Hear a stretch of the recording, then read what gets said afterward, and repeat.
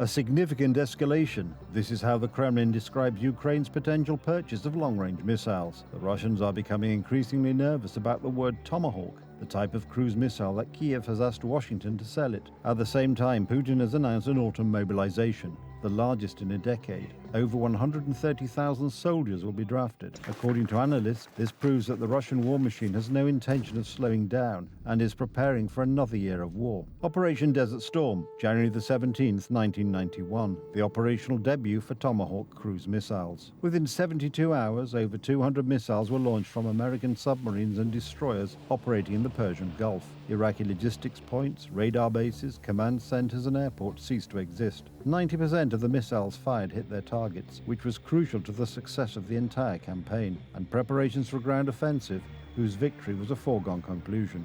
The Tomahawk became one of the key elements in launching every American war campaign. It was later used in the Balkans in strikes against Serbia, in the campaign in Afghanistan, and in the Second War in Iraq. Tomahawks fell on targets in Libya during the Arab Spring and in Syria during an operation against Islamic State. The last attack in mid-June this year was aimed at Iran's nuclear facilities. The Russians will be forced to deploy their air defense forces and air force to secure a fairly large area of the country. A weapon that will be important in terms of prestige, weapons that could strike important economic and strategic targets, such as refineries or industrial plants producing key components for Russian weapons systems.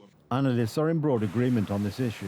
Ukraine possessing Tomahawks would change the rules of the game in this war. Suffice it to say that the Russians have already withdrawn their air bases and logistical facilities beyond the range of the HIMARS rocket launchers, whose missiles strike targets at a distance of up to 80 kilometers. The Tomahawk has a range of up to 2,500 kilometers.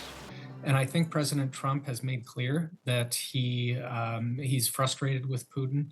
And, perhaps this indication that they're willing to provide Tomahawk missiles, shows that the frustration has reached a boiling point and they're ready to, balance out, the U.S. approach to the conflict and provide Ukraine with these weapons. It seems that the uproar over the Tomahawks has been heard in the Kremlin, because Russia is already issuing its first rather hysterical-sounding statements about escalation and crossing the red line. Given that the number of lines crossed by Putin today resembles a pedestrian crossing, no one in the West seems to care. That issue of Tomahawk missiles to Ukraine was brought up by President Zelensky to President Trump at the UN General Assembly last week in New York City.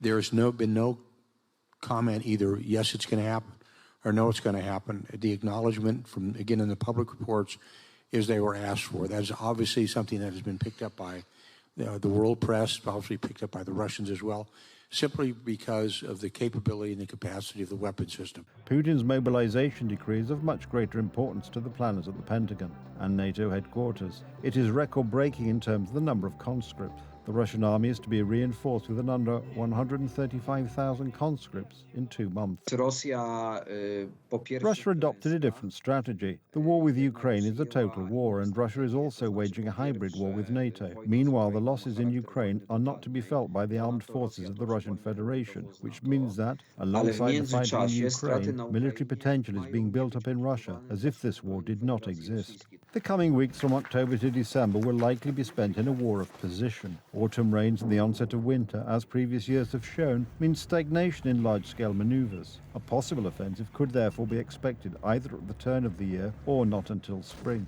Ukraine can use this time to strengthen its forces with new weapons deliveries, including long-range missiles, and perhaps, as the Americans themselves have indicated, launch its own counter-offensive.